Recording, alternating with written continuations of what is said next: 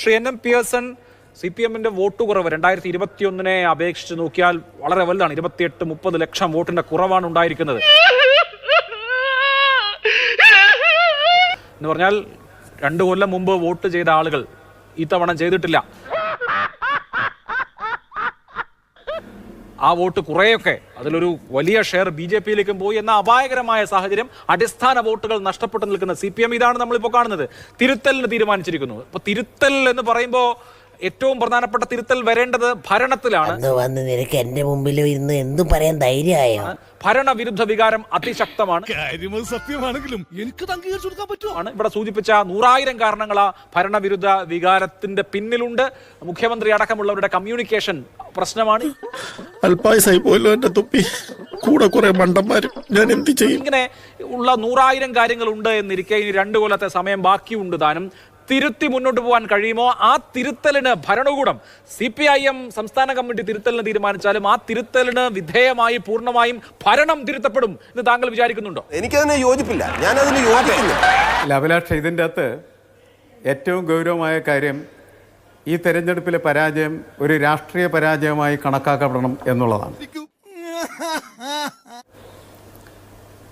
രാഷ്ട്രീയ പരാജയമായിട്ട് ഇടതുപക്ഷത്തിന് എന്തുകൊണ്ട് ഒരു പരാജയം ഏറ്റുവാങ്ങേണ്ടി വന്നു എന്ന് ചോദിച്ചാൽ, ഈ ഭരണം നിലനിന്ന നാളുകളിലെല്ലാം തെറ്റായ ഒരുപാട് കാര്യങ്ങൾ ഗവൺമെൻറ് ചെയ്തുകൊണ്ടിരിക്കുമ്പോൾ അതിനെ തിരുത്താൻ ഒരു പാർട്ടി എന്ന് പറയുന്ന സംവിധാനം എവിടെയായിരുന്നു? ഇനി തിരുത്തും എന്ന് പറയുന്നതിൽ എന്താണ് അർത്ഥമുള്ളത്? അമ്മാതിരി കമന്റ് കേട്ടോ, നിങ്ങൾ ആളെ വിളിച്ചാൽ മതി.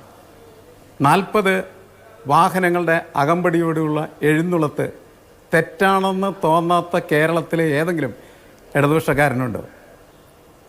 അങ്ങനെ തെറ്റാണെന്ന് തോന്നാത്തതായിട്ടുള്ള ഒറ്റയാളുമില്ല എന്നാണ് ഞാൻ കണക്കാക്കുന്നത്. ഒരാളേ ഉള്ളൂ, അത് പിണറായി വിജയനാണ്. അപ്പോൾ പാർട്ടി ഇടപെടേണ്ടതായിട്ടുള്ള ഘട്ടങ്ങളിൽ തിരുത്താതിരിക്കുക. 1. 2, ക്ഷേമ പെൻഷൻ കുടിശ്ശിക വരുത്തുക എന്ന് പറയും. ഒരു തൊഴിലാളി വർഗ പാർട്ടിയെ സംബന്ധിച്ചിടത്തോളം ഇടതുപക്ഷ പാർട്ടിയുടെ മുഖ്യ അജണ്ട എന്താണ്?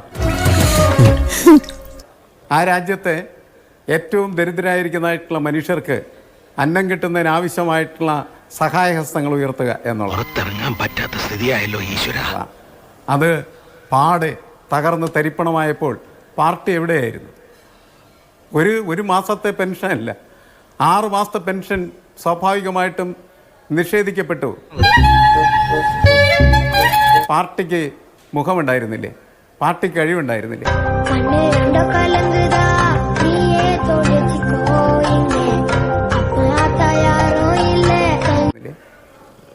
നിത്യോപയോഗ സാധനങ്ങളുടെ വിലക്കയറ്റത്തോടൊപ്പം തന്നെ ഓരോ മേഖലയിലും ഈ സർക്കാർ നികുതി വർദ്ധിപ്പിച്ചുകൊണ്ടിരുന്ന സമയത്തൊക്കെ പാർട്ടി എവിടെയായിരുന്നു?